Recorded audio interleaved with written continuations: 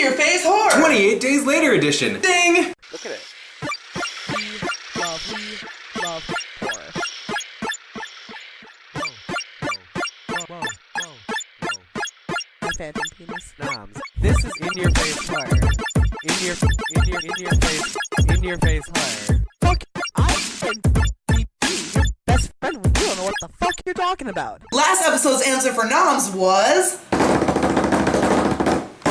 Bug. Ding! 28 Days Later was directed by Danny Boyle. Ding! The protagonist of our movie this week was Jim, played by Cillian Murphy. Ding! The protagonist partner in crime was Selena, played by Naomi Harris. Ding! The father figure of the movie, Frank, was played by Brendan Gleeson. Ding! Frank's daughter, Hannah, was played by Megan Burns. Ding!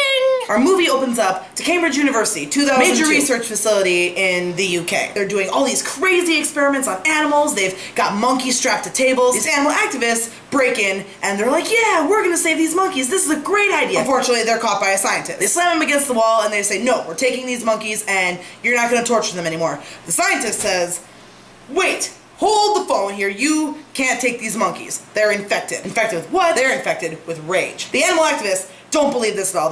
This is bullshit. We're gonna let them out anyway. The minute they let the monkeys out, all hell breaks loose. The one chick gets bit. She's getting her neck ripped out. 20 seconds later, she gets up, her eyes all red, and she attacks her buddy. And you can only imagine where it goes from here.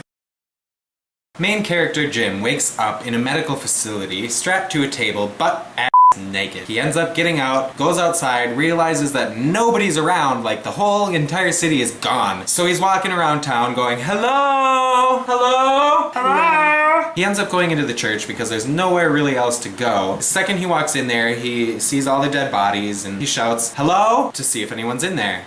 3 of the dead bodies stand up. Bum, bum, bum. He's running from these infected later when somebody in a gas mask came and helped him along. They ended up taking him to their little hideout and we discovered the newfound character, Selena. So, Selena and Jim, as they're traveling around trying to find places to stay, see a beacon off in the distance. They see Christmas lights. When they get there, Selena and Jim are a little, well, don't know what we should do. They've helped us out. Selena doesn't think that they should take them with. But Jim is like, oh, they're good people. Let's give them a chance. But of course, the daughter, who's the voice of reason in the whole movie, just says, well, we need you, but you need us too. Frank shows Jim and Selena a radio broadcast put out by members of the British military saying, there are survivors. It is the salvation to infection. We have food and shelter. This is where you need to go. Blah, blah, blah. Insert coordinates here. So the rest of the movie is their journey to find the soldiers and to find a way to be safe from the infection. Watch the movie. Watch it.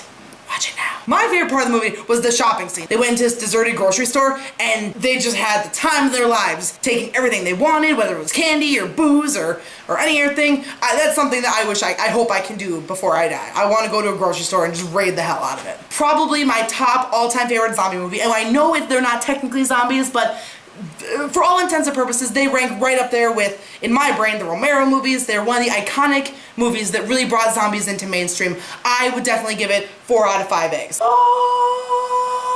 So my favorite part of the movie was when he was going through the town and he was screaming hello at the top of his lungs. I don't know if you know this about me, but all my friends know this about me. When I get confused, I like to say hello. Like, say I'm going into the refrigerator to get something and I don't quite remember what I'm getting. I'll open it up and I'll be like, hello? I thought it was fantastic the way they played that part out. If I were to have to rate this movie, I would probably give it 5 eggs because of the fact that I absolutely love this movie and the fact that they actually showed the way I would imagine it would be if something like this happened. 1, 2, 3, 4, 5.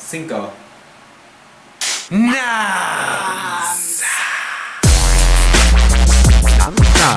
Name our movie segment. You're screaming like that over a spider? Well, yeah. Did you run and get the camera first? So that was our noms for this week. Make sure to leave a comment below if you know what that movie was, and do not forget to like and subscribe if you like what we're doing. It would be really, really helpful for us. It'd be great, so please subscribe. Here's the button. Click it. You know you want to. If you like what's happening over here, you should check out what's happening over here. I mean over here. You know, my channel. I vlog now! Thank you for watching In Your Face Horror! Tune in 2 weeks for something phenomenal! Episode 14 is over! Peace! We love horror.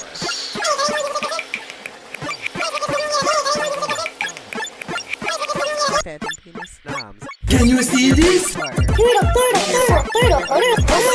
your face horror. Fuck, I can be your best friend. Can you see What the this? fuck you talking about?